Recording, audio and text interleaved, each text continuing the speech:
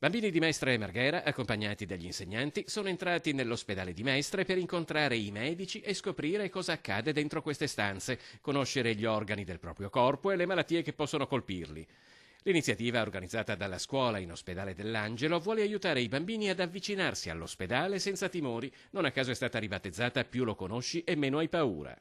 Abbiamo visto negli anni, coinvolgendo tanti allievi, perché siamo arrivati a più di 300 allievi in questi 3 anni, fate il conto, di media coinvolgiamo 100 allievi all'anno, abbiamo visto che effettivamente ci sono dei risultati importanti, i bambini arrivano in ospedale conoscendo già la struttura e vedendo un po' l'ospedale come, non dico casa propria, ma quasi. Nell'incontro di conclusione, i bambini che hanno partecipato al progetto, coinvolte le scuole Vecellio di Mestre e Baseggio di Marghera, hanno presentato al direttore dal Ben quanto appreso.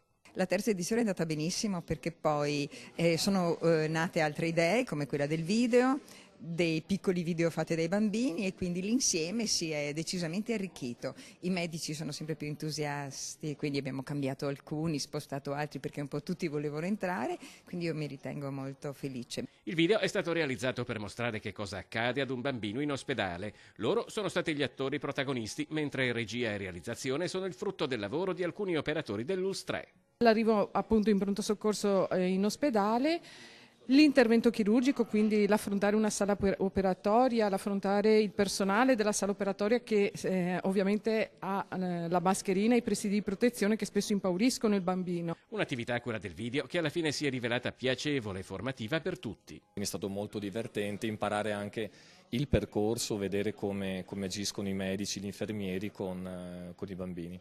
Quindi abbiamo unito l'utile al dilettevole. È stata veramente una bella esperienza perché erano stati molto bravi, a differenza a volte di attori che magari sembrano professionisti, ma i bambini erano più professionisti di loro sicuramente.